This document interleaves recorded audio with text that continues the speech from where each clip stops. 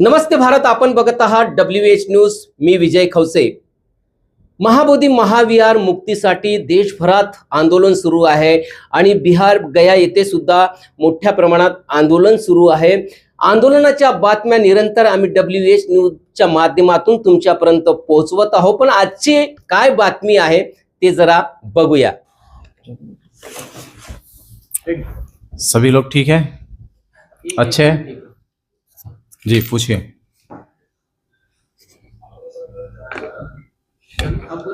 पूछेंगे तो चालू करें. अच्छा बंदी जी, आपके ऊपर में ये बहुत बड़ा आरोप हो रहा है. पिछली बार में यहाँ पर एक प्रेस भी हुई थी. आप केवल दान के लिए है ये सब कर रहे हैं, ऐसा आपके ऊपर में आरोप है. आंदोलन आप होटल में बैठ के करते हैं, जो धरना स्थल पर जाते नहीं. दुनिया का कोई भी आंदोलन होटल में बैठ के होता ही नहीं. जितने भी आंदोलन होते हैं वो समाज में बैठ के होते हैं, समाज के बीच में बैठ के होते हैं. और जो आंदोलन होटल में बैठ के होगी वो दिखेगा ही नहीं. और कोई दिख रहा है तो इसका मतलब है कि वो जमीन पे हो रहा है. जाहिर तभी होगा जब वो बाहर होगा, और जब तक बाहर नहीं होगा वो जाहिर नहीं होगा. अगर विनाचार्य दिख रहा तो फिर वो जाहिर है, और जाहिर है तो फिर बाहर है. तो इसका तो कोई मायने ही नहीं है कि बात होटल से हो रही है. बात बैजन बाग के मैदान से हो रही थी, बात बोध गया के धरना स्थल से हो रही थी, और बात तमाम राज्यों के हर उन सभाओं से हो रही जिन सभाओं में जाके हम ये बात कह रहे हैं. बात ये बोध गया के पुलिस स्टेशन से हो रही है जहां मेरे ऊपर 2-2 FIR हुई है. अब होटल में बैठने वाले के ऊपर FIR कौन करेगा? कोई करेगा? जब पुलिस को कोई दिखेगा ही नहीं, उसके ऊपर FIR क्यों करेगा? महाबोधि महाविहार में पंडों से लड़ने वाले में होटल में बैठ के लड़ा जाएगा या उनके घर में घुस के लड़ा जाएगा? तो ये तो पूरा देश जानता है कि लड़ाई होटल में बैठ के हो रही है या फिर समाज के बीच में बैठ के हो रही है, पंडों के सामने आंखों में आंखें डाल के हो रही है. खैर, बात ये वाद विवाद की नहीं है. बात ये है कि पूरे देश में महाबोधि महाविहार आंदोलन की जो रफ्तार है वो पूरी तरह से देश में बढ़ चुकी है. देश का प्रत्येक बौद्ध समाज, बहुजन समाज इस आंदोलन को अपना आंदोलन जान चुका है, मान चुका है, समझ चुका है, और उसकी एक भागीदारी इस आंदोलन में सुनिश्चित हो चुकी है. अब डर उनको है कि जो इस आंदोलन के पीछे केवल अपना व्यक्तिगत लाभ देख रहे हैं, जिसको व्यक्तिगत लाभ दिखाई दे रहा है उसी को डर है, और जिसको महाबोधि महाविहार दिखाई दे रहा है उसको कोई डर नहीं है. तो जिसको व्यक्तिगत लाभ दिखता है तो उसी को डर भी होता है कि ये व्यक्तिगत लाभ छीन रहा मेरी व्यक्तिगत जो हानि हो रही है. तो जब हानि होगी तो वो आदमी षड्यंत्र भी करते हैं, योजना भी बनाते हैं, प्लानिंग भी करते हैं. जब एक बार में सारी बात क्लियर हो गई कि महाबोधि महाविहार एक व्यक्ति का आंदोलन नहीं है, ये पूरे भारत के बौद्धों का आंदोलन है, ये पूरे देश का आंदोलन है, ये पूरे देश और दुनिया के बौद्धों की आस्था का आंदोलन है. तो इसमें व्यक्तिगत स्वार्थ नहीं है. जब व्यक्तिगत स्वार्थ नहीं होगा तो फिर साजिश नहीं होगी, और साजिश हो रही तो व्यक्तिगत स्वार्थ है. तो दम्मदान की क्या जरूरत है? उनका कहना भी है कि बंती जी केवल दम्मदान ले रहे हैं, और उन्होंने आह्वान भी किया है कि बंती जी को दम्मदान ना करें. अब मुझे नहीं पता किसको आप कह रहे. आंदोलन हम चला रहे, अब किसको आप कह रहे, कौन मने कर रहा, कौन ना कर रहा. सभा की ओर से एक पत्रकार परिषद लिखी. अच्छा, यहाँ नागपुर में हुई थी एक पत्रकार भवन में. अच्छा. तो वहाँ पे आप पे आरोप प्रत्यारोप हुए कि आंदोलन करना चाहिए, लेकिन धम्मदान जो है वो भारतीय बुद्ध महासभा को ही देना चाहिए. अच्छा. अजीब. एक बात बताओ मुझे, आप सब बुद्धिस्ट हो, धम्मदान किसको देते हैं? भाई, धम्मदान देना उपासकों का परम धर्म है. दान पारमिता किसको करनी है? पहले सुनिए, आंदोलन के नाम पे करो या किसी धम्म प्रचार के नाम पे करो. दान किसको करोगे?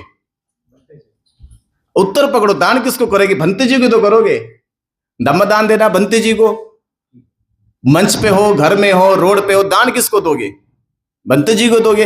हाँ, तकलीफ उनको हो रही, उनको क्यों नहीं दे रहे? तकलीफ ये नहीं कि बंती जी को दे रहे, तकलीफ ये कि हमें क्यों नहीं दे रहे। और उनको इस तकलीफ का हल निकालना चाहिए था कि सवाल दान का नहीं है, सवाल है लड़ाई का, लड़ कौन रहा है।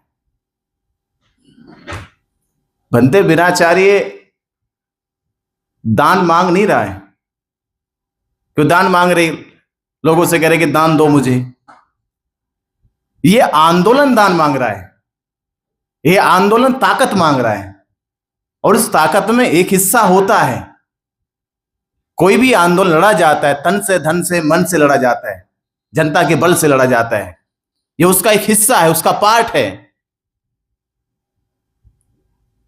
और दूसरी बात मैं कहूंगा कि कोई भी घोषणा, उसके दो ही रास्ते, या तो वो उसका स्थल जहां से वो शुरू हो रहा है, और दूसरा उसका प्रचार। दोनों की गति यही है कि महाबोधि महाविहार का आंदोलन बोधगया से चल रहा है। दूसरा, बोधगया के आंदोलन को गति देने के लिए महाराष्ट्र है, मध्य प्रदेश है, उत्तर प्रदेश है, छत्तीसगढ़ है। अब कल 3 तारीख को छत्तीसगढ़ में बड़ी सभा हो रही है। महाबोधि महाविहार मुक्ति आंदोलन में कम 20,000 लोग इकट्ठा हो रहे हैं, बड़ी सभा होने जा रही है। अभी भोपाल में हम सभा करके आए, राजधानी में करी, कल हमने गोंदिया में करी है। तो ये तो लोगों का जन समर्थन है, जो अपना जन समर्थन देकर यह सुनिश्चित कर रहे हैं कि हम महाबोधि महाविहार की लड़ाई के साथ हैं। मेरे साथ नहीं है कोई। महाबोधि महाविहार मुक्त हो जाएगा, कौन मुझे जानेगा बाद में। या आप ये भी सोचिए कि महाबोधि महाविहार मुक्ति आंदोलन की लड़ाई ना होती, मुझे आप कौन जानते, मैं नागपुर में आगे कैसे बोलता। तो संबंध पूरा मेरे से नहीं है, संबंध है महाबोधि महाविहार मुक्ति आंदोलन से। महाबोधि महाविहार मुक्ति आंदोलन में हम एक सहायक है, बस एक जरिया है। उस जरिए में केवल मैं नहीं हूं, आप सब भी उसके हिस्सेदार हैं। देश का हर बौद्ध समाज उसका हिस्सेदार है। भारतीय बौद्ध महासभा, मैं तो संघ के वहां पे क्या बोलते, भोपाल जब गया तो वहां पास में सांची है, सांची में प्रोग्राम चल रहा था। तो महानुभाव जो थे मैंने उनको, हमारी टीम ने बातचीत करी, महानुभाव साहब मिली हमसे आके, बातचीत करी, आपके पास कुछ प्रॉब्लम है, कोई समस्या है, आपको दिल में कुछ पीड़ा हो रही है, तो उस पीड़ा को बैठ के बनती से साझा कर लीजिए। तो महानुभाव मिलते ही नहीं है। तो खैर ये बातें हमें इस समय नहीं करनी है। इस समय हमारे देश में जो सबसे बड़ी समस्या है, मैं तो ये कहता हूं कि हमारी आपसी लड़ाई कब खत्म होगी, ये तो कभी नहीं खत्म होगी, पर कम से कम महाबोधि महाविहार की लड़ाई पहले खत्म कर लो। ये खत्म हो जाए, आपसी लड़ाई भी खत्म हो ही जाएगी एक दिन। और दूसरी बात यह है कि महाबोधि महाविहार मुक्ति आंदोलन के लिए सबसे बड़ी जो तैयारी है वो 12 मई की है। 12 मई को देश भर से हमने आह्वान किया है कि 12 तारीख 12 लाख लोग एक साथ बोधगया पहुंच के महाबोधि महाविहार को मुक्त कराए। अब आप सोचिए, बहुत बड़ी तैयारी है, और इतिहास में पहली बार होगा जब बाबा साहब डॉक्टर अंबेडकर जी की दीक्षा के बाद लाखों की संख्या में बौद्ध समाज एकजुट नहीं हुआ भारत में। कोई तारीख नहीं है भारत में ऐसी। देश में मुस्लिम एकजुट हुए लाखों की संख्या में, देश में हिंदू एकजुट हुए लाखों की संख्या में, देश में क्रिश्चियन एकजुट हुए, सिख एकजुट हुए। पर भारत में 1956 के बाद लाखों बौद्ध समाज, बहुजन समाज एकजुट नहीं हुआ। तो दो बात होगी, एकजुट भी होगा और महाबोधि महाविहार को मुक्त कराने का आंदोलन मजबूत भी होगा। तो सवाल मैं तो आपसे के पत्रकार बंधुओं से कहूंगा, सवाल वो बहुत महत्वपूर्ण है कि महाबोधि महाविहार की लड़ाई में कौन कौन साथ है। नहीं, आपने 12 लाख कहे हैं कि 12 मई को 12 लाख आएंगे, लेकिन हमने यही सवाल कहा है कि बंटी विनायचार्य कह रहे हैं कि 12 लाख बौद्ध जो है गया में आएंगे। तो उन्होंने कहा कि 12 लाख तो ये फेक आंकड़ा है, लेकिन वहां पे केवल 1 लाख ही लोग आएंगे।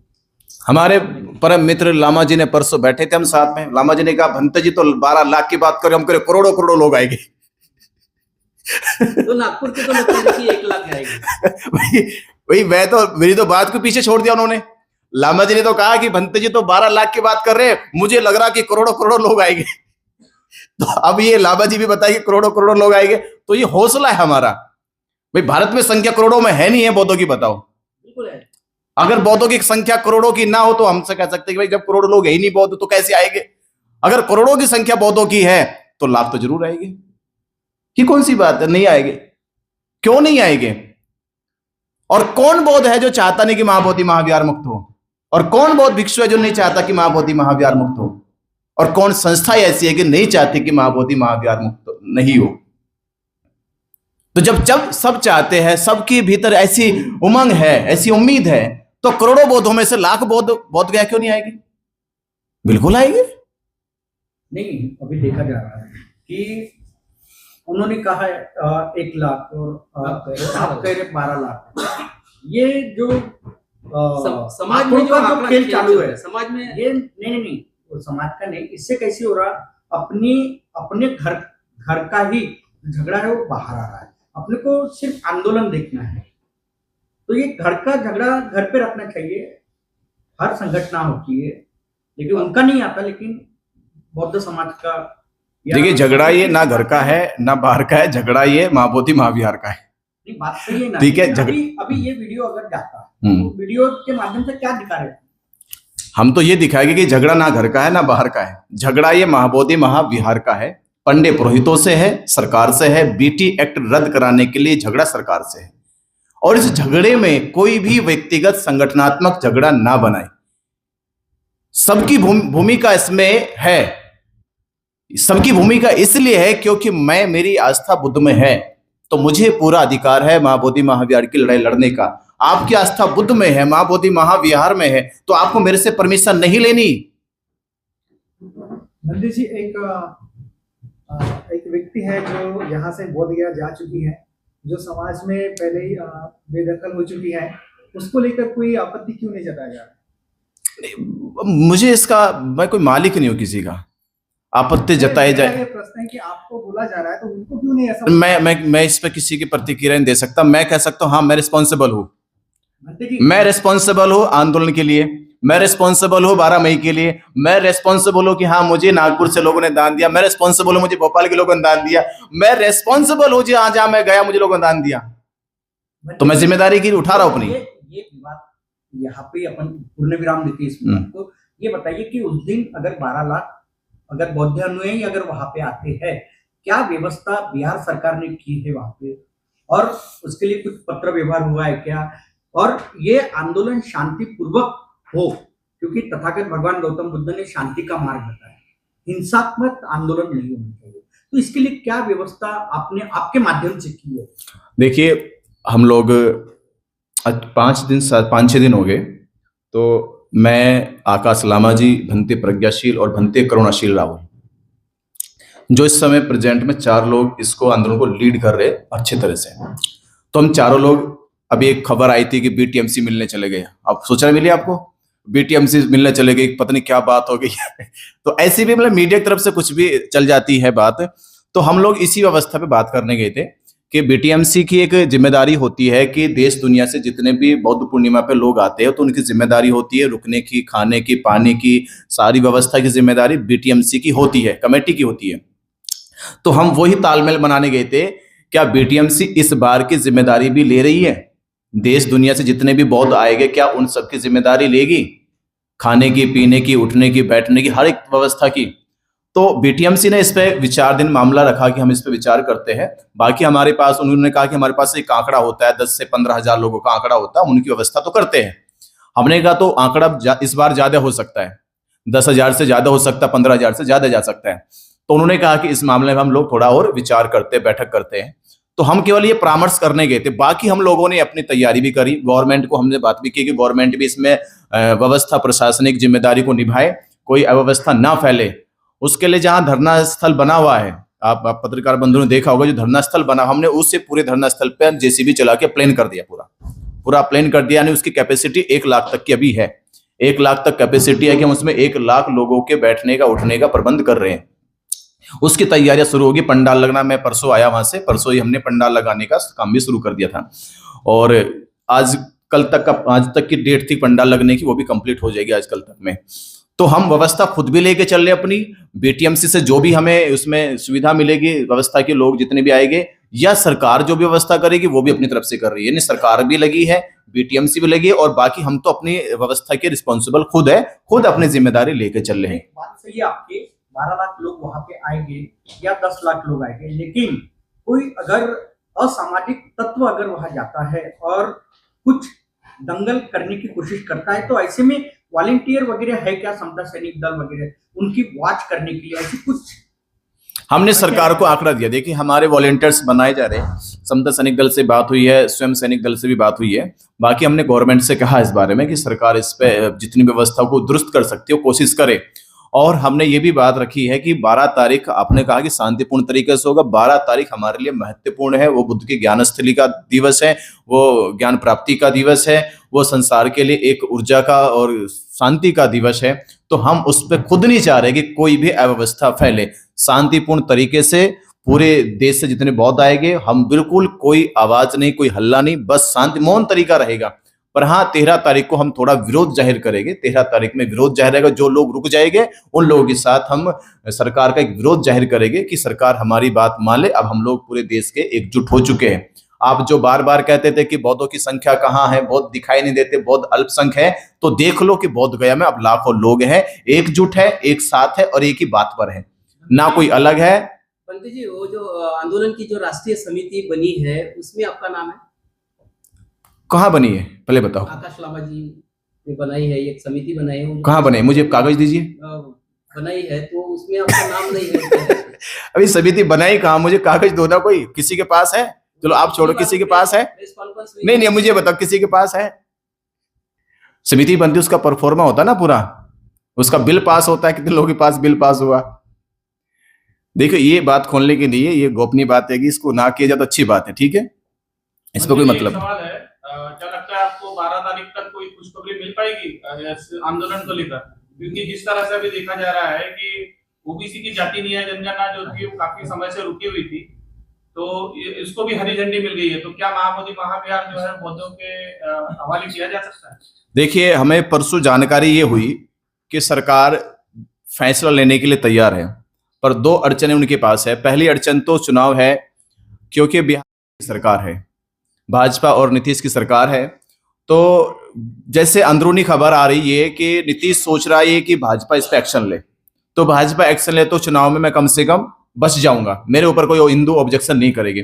और भाजपा ये सोच रही है कि नीतीश एक्शन ले, तो भाजपा सोच रही है कि चुनाव में मैं बच जाऊंगा। अब दोनों एक दूसरे खेमे में देख रहे हैं कि कौन शुरुआत करे। तो पहली बात तो उनका जो सबसे बड़ी प्रॉब्लम है दोनों की ये आ रही, क्योंकि अगर एक पार्टी होती तो एक पार्टी रिस्पॉन्सिबल होती, अब दोनों एक दूसरे की तरफ देख रही कौन शुरू करे कौन शुरू करे। तो पहली चीज तो ये। दूसरी बात यह है कि नीतीश कुमार की तरफ से यह भी जानकारी आई है कि देखो ये बीटी एक्ट तो रद्द करना ही, अब ये चुनाव के बाद करे, चुनाव के पहले करे। अब सवाल यह है कि उन्होंने ये सारी तैयारी कर ली है। जैसे जैसे हमें खबर मिल रही है कि नीतीश ने भी इस पे अपने कुछ करीबी लोगों से सहमति बनाई है कि हाँ बीटी एक्ट रद्द करना होगा, क्योंकि ओपनली बात है। ओपनली बात यह है कि हिंदुओं के मंदिर पे हिंदू पुजारी होगा, मुसलमानों की मस्जिद पे मुसलमान मौलाना जिम्मेदार होगा, ईसाइयों के चर्चों में ईसाई जिम्मेदार होगा। तो बौद्धों की मोटी सी बात है, तो बौद्धों का धर्म स्थल है तो बौद्ध ही उस पे होगा, हिंदुओं का कोई इन्वॉल्वमेंट नहीं है। ठीक है 1949 में कोई समस्या परिस्थिति रही होगी, कुछ कर दिया होगा सरकार ने, पर वो समस्या परिस्थिति अब नहीं है। अब देश का बौद्ध भी करोड़ों में है, वो जानता है उसके बौद्ध स्थलों की कैसे रख रखाव रखना है, कैसा उसका संचालन होना है। तो ये मोटी बात है, उनको समझ में आ गई है। अब बस वो सोच रहे कि इंतजार कि पहले करे या बाद में करे, कि करना तो डेफिनेटली अब है। क्योंकि बात इलेक्शन की हो रही है, अगर महाबोधि महाविहार इस समय इलेक्शन के पहले अगर नहीं मिल पाया तो क्या इसका खामियाजा इस वक्त की सरकार को भुगतना पड़ेगा? नहीं, खामियाजा कुछ नहीं है। आप हमने कहीं ओबीसी हिंदुओं से बात कर ली, जनरल हिंदुओं से बात कर ली है, हमने मोटी मोटी बात करी कि भाई महाबोधि महाविहार किन का है, और बोले बौद्धों का है। हमने खुद कह रहे क्या हिंदुओं का कोई इन्वॉल्वमेंट है इसमें? आप भी पत्रकार, आप भी जाओ उनके पास, सर्वे करो, जाके पूछो हिंदुओं से जाके कि भाई बताओ महाबोधि महाविहार जो बौद्धों का धर्मस्थल उसमें आपका कोई इन्वॉल्वमेंट है? वो बोलेंगे नहीं है। मोटी बात में हिंदू बिल्कुल नहीं है, और कोई सरकार पे इसका फर्क नहीं पड़ रहा है। हिंदू का कोई विरोध नहीं है इसमें। जो हमने अभी तक सर्वे किया, लोगों के बीच में बात की, हिंदुओं का कोई विरोध नहीं है। ये केवल बात महंत के बीच तक है। मैं ये पूछना चाह रहा था आपसे कि क्या अगर महाबोधि महाविहार जो है इस इलेक्शन के पहले अगर नहीं दिया गया तो क्या ये जो समिति है, आंदोलन समिति, ये सरकार के विरोध में? हाँ, ये घोषणा है। हमने 12 तारीख से 15 मई तक की घोषणा रखी है। अगर सरकार 12 तारीख से 15 तारीख के बीच में कोई घोषणा नहीं करती है तो हम नीतीश के खिलाफ एक बड़ी मुहिम चलाएंगे। फिर उसके चुनाव के खिलाफ एक मुहिम चलाई गई कि नीतीश का बहिष्कार हो, नीतीश की सरकार का बहिष्कार हो और उसे नीतीश को बिहार के चुनाव में हार मिलनी चाहिए, ऐसी मुहिम तो हम लोग चलाएंगे। तो क्या सिर्फ नीतीश सरकार के खिलाफ होगा या बीजेपी के भी खिलाफ होगा ये आंदोलन? दोनों पार्टियों का अलायंस है, दोनों के खिलाफ होगा। पर पहले पे नीतीश है, दूसरे पे भाजपा है। वहां पे जो मुख्यमंत्री तो नीतीश कुमार है, कानूनी तौर पे तो पहला टारगेट नीतीश है, दूसरे टारगेट पे भाजपा है। तो दोनों खिलाफ रहेगी। तो 15 तक हम इंतजार करेंगे। 15 तक बात नहीं बनती तो हम जितनी भी सभा हमने घोषणा करनी 12 को, 12 में मंच से घोषणा हो जाएगी कि 15 तक सरकार का इंतजार है। अगर सरकार कोई बड़ा फैसला नहीं लेती, कोई बड़ी घोषणा नहीं करती है 15 मई तक, उसके बाद हम देश भर में यही जनसभाएं करेंगे। समर्थन किसका होगा चुनाव में? हमें तो किसी का भी नहीं करना, हम कोई चुनाव लड़ रहे हैं। अभी पार्टी का समर्थन करती है। ये अपना आंदोलन चल रहा है, वैसे हिंदुओं का भी आंदोलन चल रहा है अपने अगेंस्ट में, ये नहीं होना चाहिए। बिल्कुल नहीं है, ये सब भ्रम है। हिंदुओं का कोई आंदोलन हमारे अगेंस्ट नहीं चल रहा। हाँ, कुछ 4-5 पंडित महंत बैठ के मीटिंग कर रहे हो, हिंदुओं का कोई ही इसके खिलाफ आंदोलन नहीं है। ब्राह्मणों का भी कुछ चल रहा है ऐसे। हाँ, वो होते ब्राह्मणों का अंदरूनी मामला ना, वो पैसा का मामला है। वो जो उनके है ना, अभी हमें खबर मिली है देश में ब्राह्मणों का बहुत बड़ा चैनल है। वो बड़ा चैनल है कि देश के 100 से ज्यादा मंदिरों को उन्होंने एक चैनल बना रखा है और उनका पूरा का पूरा मैनेजमेंट उनके हाथ में है। 100 से ज्यादा बड़े मंदिर, जो देश के बड़े मंदिर जिन पे करोड़ों का दान आता है, उनका पूरा मंदिर का चैनल है। और वो हमें खबर मिली कि महाबोधि महाविहार का लिंक साउथ तक है, साउथ तक है। साउथ के पंडितों का इन्वॉल्वमेंट है, इनका इन्वॉल्वमेंट वहां पे है। तो ये बहुत बड़ा जो गेम था वो अभी धीरे धीरे खुलासा होता जा रहा है। तो मैं कह रहा हूं इसमें हिंदुओं से तो अभी टारगेट भी नहीं था। ये तो केवल उसमें समिति में लिखा हिंदू शब्द, हिंदू का इन्वॉल्वमेंट भी नहीं है। सीधा सीधा वो महंत और ब्राह्मणों का इसमें है। और कानूनी लड़ाई में तो हम ये कहेंगे कि हमारी कानूनी लड़ाई तो ब्राह्मणों से भी नहीं है। इसमें जो एक्ट है ना, उस एक्ट में तो बुद्धिस्ट और सरकार है, केवल ब्राह्मण भी नहीं है। अगर हम पार्टी बना के देखें कानूनी तौर पे, तो कानूनी तौर पे पार्टी ब्राह्मण भी नहीं है, पार्टी इसमें सरकार है। सरकार चाहे कल अपना फैसला वापस ले ले, तो फिर ब्राह्मण क्या घुस जाएगा उसमें? ब्राह्मण 1 सेकंड नहीं रुक सकता उसमें। सरकार ये कहे कि हमने बीटी एक्ट बनाया है, हम उसको रद्द कर रहे हैं, 1 सेकंड भी ब्राह्मण महाबोधि महाविहार में ठहर नहीं सकता। माइनॉरिटी मिनिस्टर के पास आप जब मिलने गए सर, मैंने आपका डेडिकेशन किया, तो उनका क्या रिस्पांस हुआ है? क्योंकि वो जनरली बहुत खुद बौद्ध है, तो उनकी तरफ से कुछ ऐसा रिस्पांस? तो वो ये कह रहे कि मैं भी पीड़ित हूं।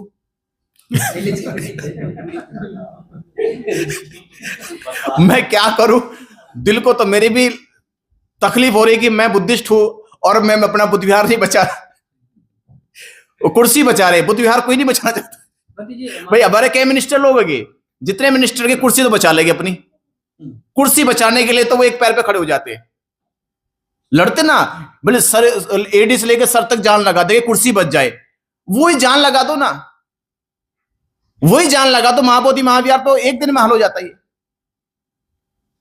आप समर्थन नहीं मांग रहे हो, हम कह रहे जो मिनिस्टर समर्थन नहीं मांग रहे, जैसे कुर्सी बचाते हो ना ऐसे बचाओ, एक पैर पे खड़े होकर लड़ते हो उनसे, पूरी ताकत लगा दे तो, पूरा जाल बिछा दे तो जाल बिछाओ ना। वो आप समर्थन, भाई मिनिस्टर से समर्थन नहीं मांगना, हमें फैसला मांगना आपसे, तो समर्थन तो समाज देगा। जो एक रिस्पॉन्सिबल आदमी है वो उससे समर्थन नहीं लेना, उससे तो फैसला लेना, हमें वो फैसला करे। तो मंत्री जी अभी ये फैसला लेंगे कि जब जातीय न्याय जो जनगणना होंगी कि इस देश में जो बौद्ध की संख्या करोड़ों से ऊपर भी और जाना चाहिए, तो यहाँ पर जब जनगणना होंगी तो यहाँ के बौद्ध ने क्या लिखना चाहिए? क्योंकि हम देखते हैं कि उत्तर प्रदेश में भी अलग अलग जाति के लोग हैं, महाराष्ट्र में भी वंशावली जातियां हैं। देखो ये बौद्ध आने के लिए फिर क्या आह्वान करेंगे लोगों को? देखिए, जाति जनगणना होगी, इसकी घोषणा हुई है। इस घोषणा के पीछे 2 कारण है। पहला कारण तो ये है कि अब जो लोग शेड्यूल कास्ट ओबीसी में थे उनको लगा जनगणना होगी तो हिस्सा मिलने वाला। अब जो लोग बुद्धिस्ट बनने वाले भी थे उनको लगा यार बुद्धिस्ट बन जाएगा तो कहीं कोटा ना कट जाए, तो ये थोड़ा ब्रेक लगाने वाली बात है। जाति जनगणना की बहुत लंबी प्रोसेस है, इस पे हमें काम ही नहीं करना। भी ये सरकार का काम है, हमें हमारी जो लड़ाई है अभी उसकी ओर देखना है। ये जाति जनगणना सरकार का काम है और देश में जाति जनगणना होनी चाहिए। जाति जनगणना के आधार पे बौद्धों की संख्या भी पता चले, SC ST की संख्या भी पता चले, OBC की पता चले। और मैं ये कहूंगा कि केवल जाति जनगणना कराना उद्देश्य नहीं है, उनका हिस्सा बंटना चाहिए। जाति जनगणना का ये आधार होता है। जाति जनगणना क्यों होगी? कि उनका हिस्सा उनको मिले। ये अब सरकार के प्रतिनिधि जितने हैं और समाज के जितने जिम्मेदार लोग हैं, अब वो ये देश में प्रचार करे जाति जनगणना कराना केवल उद्देश्य नहीं था। जाति जनगणना कराने का उद्देश्य ये है कि जातियों के आधार पे उनका हिस्सा उन्हें मिले। क्या उनमें बौद्ध का कॉलम रहेगा? जातियों में बिल्कुल रहना चाहिए। जब हिंदू का कॉलम रहेगा, जब मुसलमानों का कॉलम रहेगा, तो बौद्धों का क्यों नहीं रहेगा? बौद्धों का कॉलम होना चाहिए, बौद्धों का सेपरेट कॉलम होना चाहिए। नहीं, इसमें महाराष्ट्र में यदि किसी ने जाति महार लिख दिया तो हिंदू कैटेगरी में चले जाएगा। ऐसे स्थिति में फिर क्या करेंगे? ऐसे क्या चला जाएगा? अपने आप चला जाएगा। वो बौद्ध लिख दे। हमने तो पहले अपने एक पिछले सत्र में कहा था, जब हमने एक प्रचार किया कि देश में रिजर्वेशन एक बाय कास्ट है, बाय रिलीजियस नहीं है। ये मोटी मोटी बात समझ लीजिए। देश में रिजर्वेशन की जो व्यवस्था है वो बाय कास्ट है, बाय रिलीजियस नहीं है।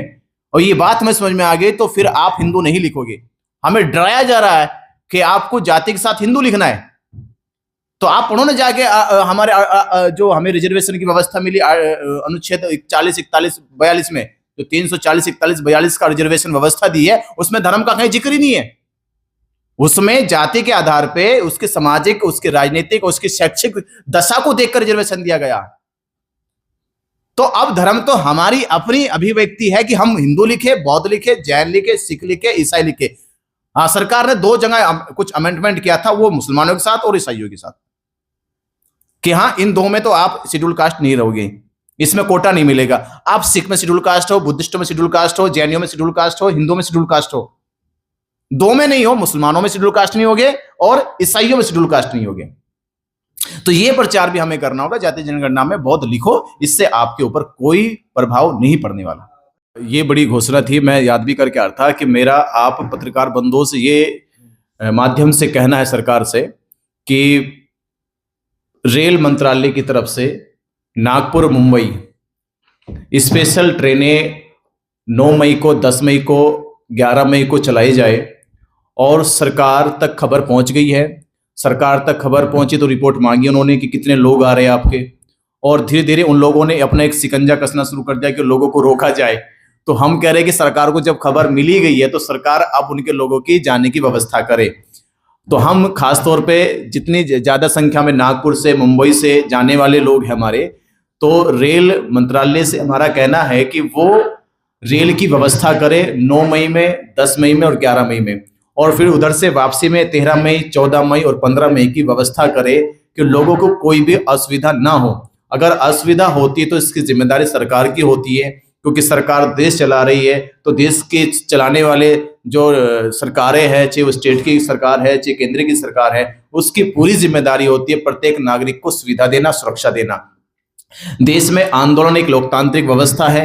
कोई भी आंदोलन करता है, आंदोलन करना कोई सरकार के खिलाफ नहीं, अपनी मांगों को लेकर देश के लोकतंत्र में ये व्यवस्था दी गई है कि वो लोकतंत्र की व्यवस्था को मजबूत करने के लिए अपनी बात को आंदोलन के रूप में कह सकता है, और उसकी पूरी जिम्मेदारी उसकी सुविधा की, उसकी सुरक्षा की, उसके आने जाने की, ये सारी जिम्मेदारी सरकार की अपनी होती है।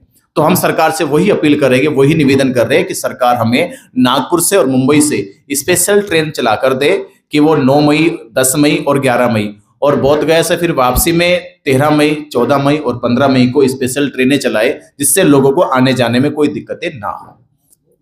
आपने इस तरह का जैसा आप बोल रहे हैं, हम मंत्रालय को चिट्ठी लिखी है कि हमें ये व्यवस्था करके दीजिए। अभी उनका रिटर्न अभी अब जवाब नहीं आया, पर यह कि रेल मंत्रालय तक खबर पहुंची है कि वो इस पे कोई ना कोई जानकारी देगी हमें जल्दी। पर ये जो अभी प्रॉब्लम हमें नागपुर से, मुंबई से आ रही थी कि यहाँ से टिकट नहीं मिल रही है, टिकट निकल नहीं रही है, और फिर बसों की व्यवस्था तो हो रही है पर बसें ज़्यादा दूर तक नहीं जा पाएगी। तो प्रॉब्लम थी कि रेल की व्यवस्था यहाँ से नहीं हो रही। बाकी और जगह से हमने जैसे खबर आई वहाँ से रेल की व्यवस्था है, टिकट मिल रही है अभी, पर यहाँ से टिकट नहीं मिल रही थी। इसलिए हमारी समस्या नागपुर और मुंबई बन रही थी। तो इसीलिए सरकार से हमने चिट्ठी भी लिख दी है, नागपुर से और मुंबई से हमें स्पेशल ट्रेन चलाई जाए। और आज भी हमारा एक प्रतिनिधिमंडल मुंबई का गया है, रेल मंत्रालय वहाँ के जो हेड ऑफिस है उनका, वहाँ देने गया कि हमें स्पेशल ट्रेन दी जाए यहाँ से, तो ये काम तो हमने शुरू कर दिया है। लोगों से क्या आह्वान करेंगे 12 तारीख की है? देखिए, मैं आखिर आप सभी साथी बंधु और हमारे नागपुर के जिम्मेदार जिन्होंने 6 अप्रैल को बेजन बाग में एक भव्य कार्यक्रम किया, बहुत बड़ा कार्यक्रम किया, जिसमें हजारों लोग नागपुर के लोगों ने भाग लिया और एक साथ अपील की थी कि हाँ 12 तारीख को 12 लोग साथ चले गए। और उसके बाद जब हम अगले दिन पहुंचे तो लोगों ने कहा कि हमारे यहाँ से 100 से ज्यादा बसें निकलेगी, यानी हजारों लोग तो नागपुर से जाने वाले हैं। तो अब मेरा नागपुर में खास तौर पे ये है कि नागपुर को मैंने जोड़ा था कि बोध गया वो धरती है जहां पर सिद्धार्थ गौतम बुद्ध को ज्ञान प्राप्त हुआ, यानी धम्म का उदय हुआ, और नागपुर वो धरती है जहां उस धम्म की दीक्षा बाबा साहब डॉक्टर अंबेडकर जी ने ली थी। तो एक बहुत नजदीकी कनेक्शन है। और इस आंदोलन की अगर कड़ी को जोड़ा जाए, पिछले आंदोलन में सबसे ज्यादा जो भागीदारी का अभी तक रिकॉर्ड हमारे पास है, जो पिछला आंदोलन हुआ भदंत सुरेश ससाई के नेतृत्व में, उस आंदोलन में नागपुर का बहुत बड़ी भूमिका थी। और इस बार भी अगर हम देख रहे, अब तो हम अपनी आंखों से देख रहे, तो इस बार भी जितनी बड़ी भूमिका नागपुर की है उतनी देश में किसी और शहर की नहीं है।